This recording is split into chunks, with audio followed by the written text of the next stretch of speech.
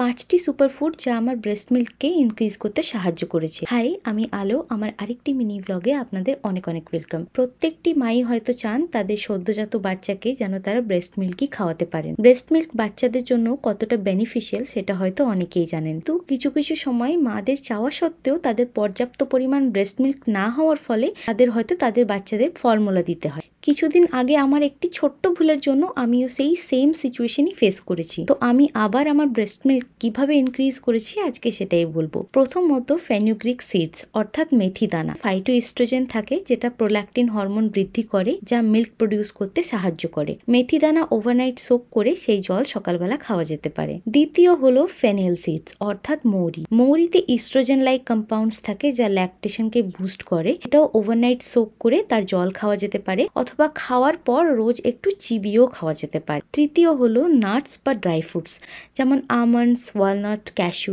এতে healthy fats, proteins এবং tryptophan থাকে যা প্রোল্যাকটিন হরমোনকে স্টিমুলেট করতে সাহায্য করে। এভরিডে 10 থেকে 12টা খাওয়া যেতে পারে, তার থেকে কিন্তু বেশি না। চতুর্থ হলো ওটস। এতে আয়রন এবং বেটা গ্লুকন থাকে যা মিল্ক সাপ্লাই বাড়াতে সাহায্য করে। দুধে ভেজানো অথবা দই দিয়ে অথবা স্মুদি করেও খাওয়া যেতে পারে। এটা আমাকে আমার ডেলিভারির পরে হসপিটাল থেকেও প্রোভাইড করা হয়েছিল ঠিক এই কারণে। পঞ্চম হলো গ্রিন লিফি ভেজিটেবলস। যে কোনো শাক যেমন মেথি, পালক, যা যা পাওয়া যাবে সিজনাল সেটাই। এতে ক্যালসিয়াম, আয়রন এবং ফাইটোএস্ট্রোজেন থাকে যা ব্রেস্ট মিল্ককে ইমপ্রুভ করে। এটা ডাল, স্যুপ অথবা হালকা অয়েল দিয়ে সতে করে যেরকম আমরা শাক ভাজা করে খাই সেরকমও খাওয়া যেতে পারে।